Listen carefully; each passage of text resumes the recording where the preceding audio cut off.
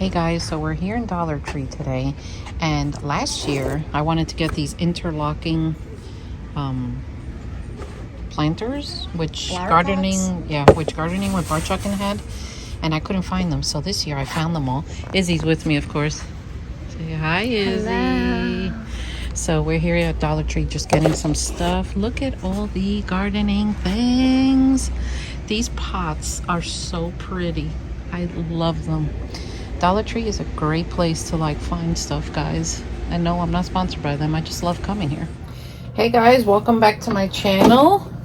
So I do want to start some seeds for the garden this year, but I have some that I'm particularly interested in. So this is I've started seeds in the past, and I've had a lot of like problems with really long leggy tomatoes, and I've been watching people on YouTube do the 2-cup method. So we're going to try that.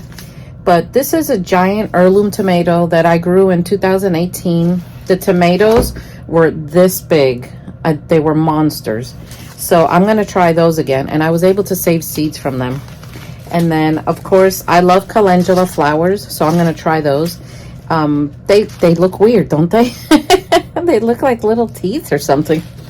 But I'm going to try to start them indoors and see what happens, because when I put these directly in the soil, they grow sometimes, and then sometimes they might bloom a flower, but it's like too late. So maybe if I give them a head start, These are perennial chamomile that I grew and I was able to save flowers from, because the flowers have the seeds in them. So we're going to try to start those.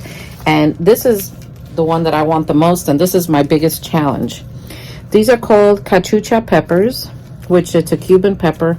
It's also called ají dulce. A lot of the Caribbean islands cook with this, like Puerto Rico and Dominican Republic.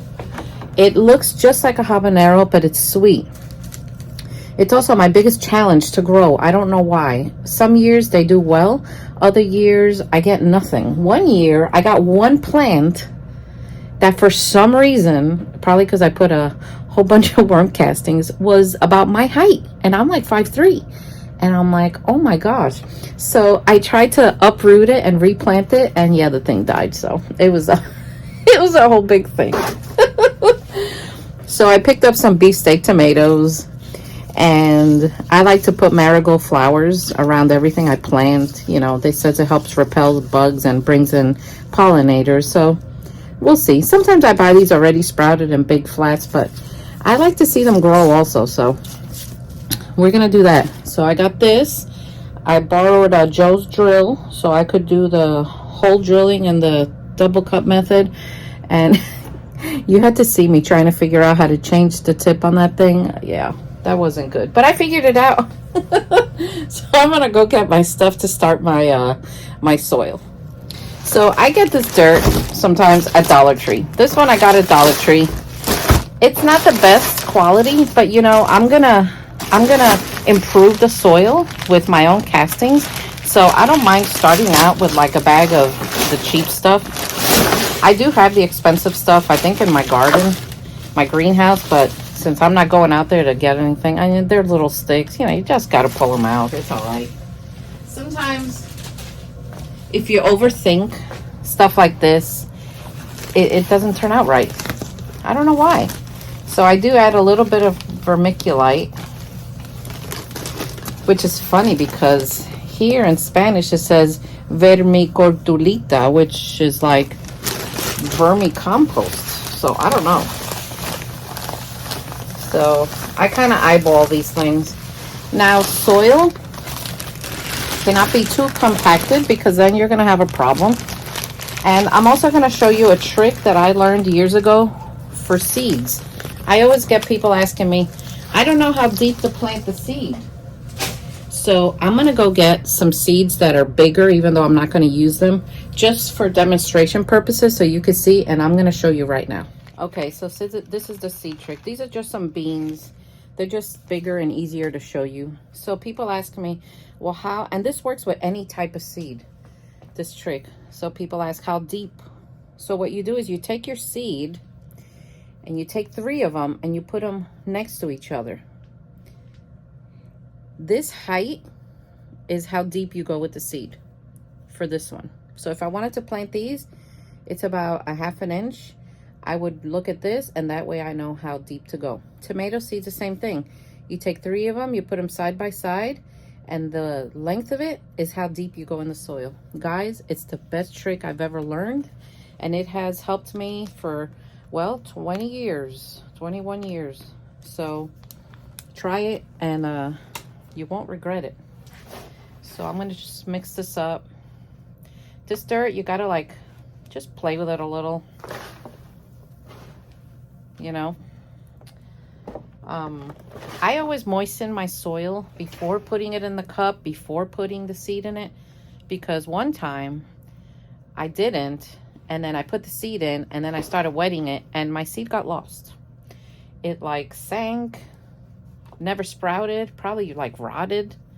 So I always mix my soil up and wet it before actually placing it in the cup, and then I add my seed. So let me go get my next ingredient. So I'm not sponsored by them, but I've been using the Jiffy Seed Starting Mix for a long time. And if you look at the ingredients, it's basically peat moss, vermiculite, coconut pith, which is like a coconut coir, and lime for pH. So it already, because it has peat moss, it already has the lime in it to help with the acidity. And it has 70% sphagnum. That's the stuff that I use for my carnivorous plants. So this stuff, I mean, it comes in big bags. It's not expensive. So I like to use it too. And I mix it in here. So when I make my dirt for plants, I just make it in a large batch because I know I'm gonna fill up several cups. So now I add my worm castings. Yay! The champion ingredient. So I keep my worm castings in a container with a lid.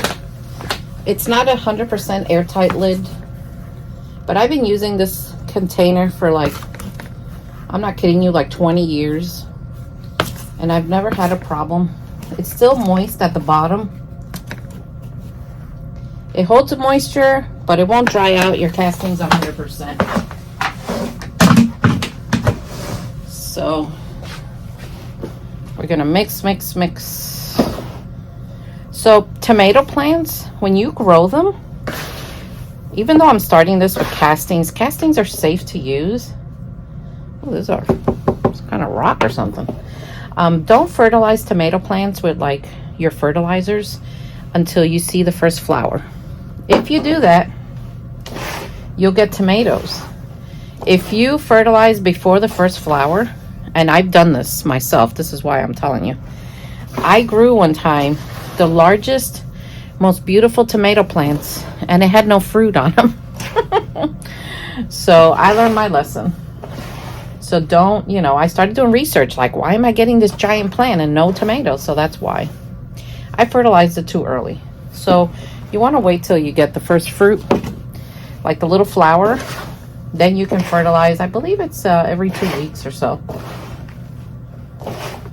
And to fertilize my stuff, I only use my worm castings in, you know, dry form. I sprinkle it around the surface, or I make a tea out of it.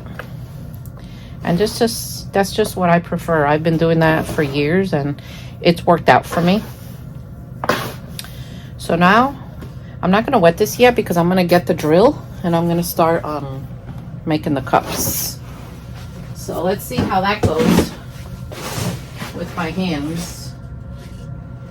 If I can't do it, I'll have to get Joe. But we'll see. I don't know. This thing is kind of heavy, so I think people do 2 holes, so I'm going to try that. Oh, I'm kind of scared. Oh, okay. That wasn't too bad. I hate the way this drill smells. It smells weird. What about this one?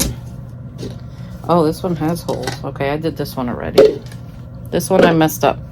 Or you know what? I could just drill another hole in it and I'll use it. All right. So I try to put them in sets because obviously the second cup, You're not going to put anything into it. So I'm going to plant in this one with the holes, and I'm going to go like that. So this kind of sits close to the bottom. So I thought of putting some pebbles or something down there. But we'll see.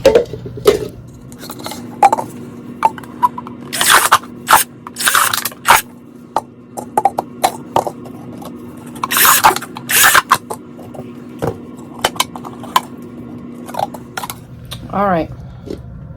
I didn't think you wanted to watch me drill this entire thing. I made 16 cups. So now I have to decide who's going to go where. And of course, label them, V. Label them. I'm so bad at labeling. I forget. And then one year, I had the mystery garden. I forgot to label anything. So I had to wait for things to grow so that I could see what they were. Yeah, I know. It was bad, but it was funny at the same time. So let's see. I got my heirlooms. I got my Cuban peppers. My calendulas. Marigold. I've never grown. Do people grow marigolds like this? I wonder. I don't know. I'll have to YouTube that and just see. Okay, so over here I have my giant tomatoes, which are the heirlooms. They're 1, 2, 3, 4, 5, 6. Now the seeds for these guys, I had them imported from the Netherlands. So, and they've done very well always. I hope this year I get some big ones too. And then I have my Cuban peppers, cachuchas, which are 4, 7. And then I did one of red bell pepper just to see if it grows because I like cooking with this one. And then I have 1 cup of marigold French double dwarf and 1 cup of marigold Cracker Jack mix. You know, I want to see if they'll grow in these. I don't want to like waste a lot of cups figuring it out. So that's what I'm going to do.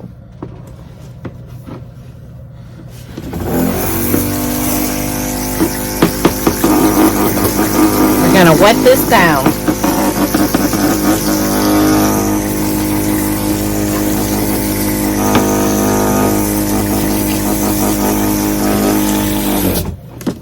You know, when you wet it, you got to mix as you go because you got to feel for the consistency of it. You don't want to make it oversaturated to where your seeds will rot, but then you don't want to make it dry either because then nothing's going to sprout. So I wet it and I just start mixing until it feels right to me. And guys, as usual, like everything else, if you add too much water, then just add more dirt or bedding or whatever it is you're using to absorb the extra moisture. See, you have to make sure you scrape from the bottom because I just went like this and I found a giant dry pocket. And the same thing with your worm bins, you know, when you're making their bedding, wetting it, mix it very well because it has peat moss, there will be some dry pockets, and I did find a few. So we don't want that. We don't need that. We don't need that. I couldn't find little pebbles around here, like inside my house, not even in my crafting area. And, you know, the girls and I do a lot of crafting. So I'm just going to fill up the cups, plant my seeds, and then I might have to go to Dollar Tree and get some pebbles. It'll be okay.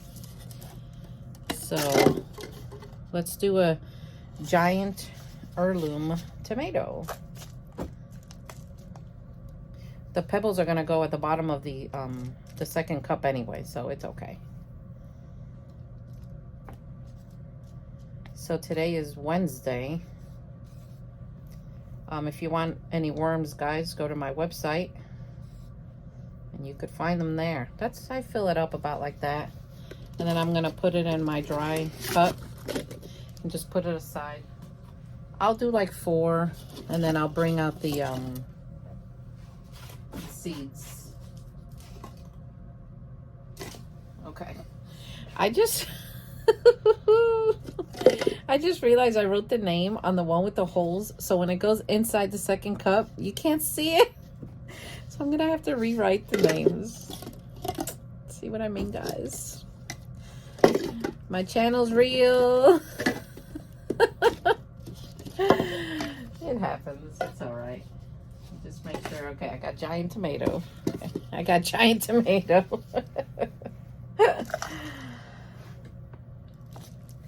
So what do you think of that seed trick? That's a pretty neat trick, right? I learned that years ago, and it has never failed me. Never failed me. Now I gotta look for all the cups. Let's do one more here. You know, everyone's recipe for their medium, which is the soil you're gonna plant it, is different. And just do what you like to do, you know? You don't have to follow mine exact. If you have one that works amazing, tell me the recipe, because, you know, I want to know. I always want to know new ones. Because you never know. There might be one that works a lot better than mine. But there's all different recipes out there, and they're all okay. Everyone's got their own style. Okay. So I got 4 of the giant tomatoes. So I'm going to wash my hands so I could get the little seeds. So I want to show you what, at least my heirloom seeds, when I grow them and I harvest them and dry them and regrow them, they look different than the seeds in the store. These giant heirloom seeds are tomatoes, believe it or not. Look how strange they look. But that little thing is mighty. I grew tomatoes that were so big. I'll see if I could try to find the pictures. I'm not sure though. I'd have to look back at a video. But look how different they look. So I'm going to put 1 seed in each cup. I'm going to trust that it's going to sprout. And we're going to see.